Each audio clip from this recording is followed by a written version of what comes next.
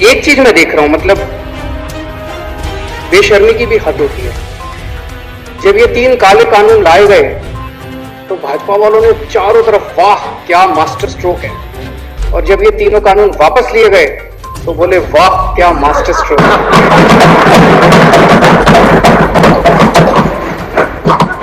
मतलब मैं यही कह सकता हूं, मुझे बहुत दया आती है आप लोगों के ऊपर। क्या गत बना दिया आप लोगों की आपके नेताओं ने। ऐसा भगवान किसी के साथ ना करे।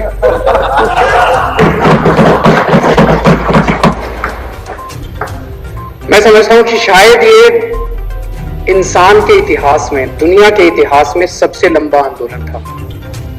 मैं और कोई ऐसा आंदोलन नहीं जानता। भारत में 1907 में एक आंदोलन हुआ था, वो भी किसानों का आंदोलन था, पंजाब के किसानों का आंदोलन था, और वो अंग्रेजों के खिलाफ हुआ था। वो 9 महीने चला था, 1907 में हुआ था। उसके बाद अब किसानों को आंदोलन करना पड़ा अपनी सरकार के, चुनी हुई सरकार के खिलाफ। ये 12 महीने चला। दुनिया का सबसे लंबा आंदोलन, सबसे अहिंसात्मक आंदोलन, संयमित आंदोलन। सत्ता पक्ष ने इनको भड़काने में कोई कसर नहीं छोड़ी, षड्यंत्र करने में कोई कसर नहीं छोड़ी, गालियां देने में कोई कसर नहीं छोड़ी। उनको कुचला गया। लखीमपुर का जो इंसिडेंट है बहुत ही दर्दनाक इंसिडेंट है कि सरेआम सड़क के ऊपर इतने लोगों के सामने, हजारों लोगों के सामने किसानों को गाड़ी से कुचल दिया गया। और इतनी हिम्मत हो गई, अगर सुप्रीम कोर्ट इंटरवीन नहीं करता तो ये उसको गिरफ्तार भी नहीं करते जिसने कुचला था। ये तो सुप्रीम कोर्ट की वजह से इन्हें गिरफ्तार करना पड़ा। लेकिन किसान बेचारा शांत रहा। वो केवल अपने अर्जुन की आंख की तरह अपने आंदोलन पे केंद्रित रहा। कितनी गालियां दी गई इन लोगों को। एंटी नेशनल हैं, अपने देश के किसान एंटी नेशनल हैं। अगर अपने देश के किसान एंटी नेशनल है तो ये सारे जो बैठे हुए हैं उधर, वो क्या है फिर? जो गालियां दे रहे थे वो क्या है फिर? वो नेशनल है?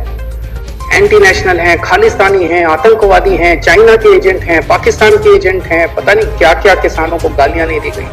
कभी किसी ने सोचा नहीं था आजाद भारत में एक ऐसा दिन आएगा जब अपने किसानों को इस तरह की गंदी गंदी गालियां दी जाएगी। और किसानों ने पलट के इनका जवाब नहीं दिया। किसान शांति से बैठे रहे।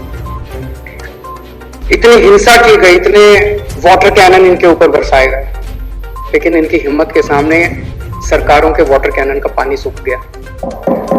इनकी कीलें, सड़क के ऊपर कीलें ठोकी गई, लेकिन इनकी हिम्मत के सामने सरकार की कीलें भी पिघल गई।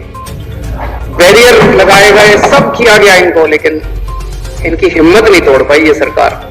और अंत पंत में इस सरकार को झुकना पड़ा। इनके अहंकार को तोड़ दिया इन किसानों ने। जिस तरह से आजादी की लड़ाई लड़ी गई थी, ये किसी आजादी की लड़ाई से कम नहीं था।